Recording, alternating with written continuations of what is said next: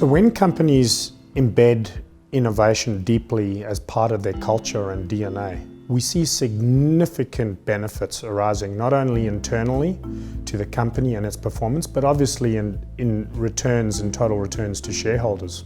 And as a result, they generate much better and higher levels of performance. Making innovation part of your business DNA involves changing the culture of the people, which is a very difficult thing. If you're successful at doing that, there's no guarantee that the outcome of that innovation exercise will lead to the successes that you see in examples of companies that are great innovators.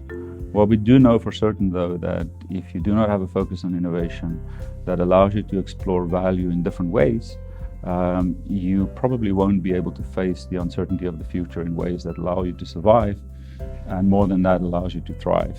When mining companies make innovation part of their DNA, we see leaders being much more inclusive. And what we mean by inclusive leadership is leaders will be courageous in some of their decisions. They will feel comfortable being inclusive and much more collaborative more broadly across the organisation. It won't just have a focus on things such as the processes around innovation and setting up the team structures around innovation, but much more so around how do we get the right teams, the right diversity within the teams to be able to look at problems from multiple perspectives. Getting the guys in the operations to come up with new ideas and bring forward suggestions, and then it's really important that you respond to those well. And if you're encouraging and you give the ideas really good light and give them the opportunity to try them, that'll really level up and you move from small improvements to really innovative ideas quite quickly. Innovation teamed with cross-functional collaboration establishes new communication mechanisms across the organisation. Where previously innovation ideas might have been rejected because of silo mentalities within different parts of the organisation, they can now be tested and shaped in a very safe and collaborative way. Senior leaders within the business need to provide the right framework and mandate for the organisation to innovate.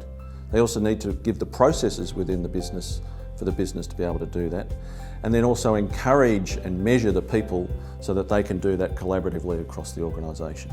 So you end up with a much more culturally engaged organisation that is always thinking about innovation each and every day. When mining companies make innovation part of their DNA, compelling research has shown that they're more likely to outperform the market, protect their margins, and attract and retain top talent throughout the organisation. I think Charles Darwin probably said it best: it's not the strongest of the species that survive, nor the most intelligent, but it's the ones who are most likely to adapt to change.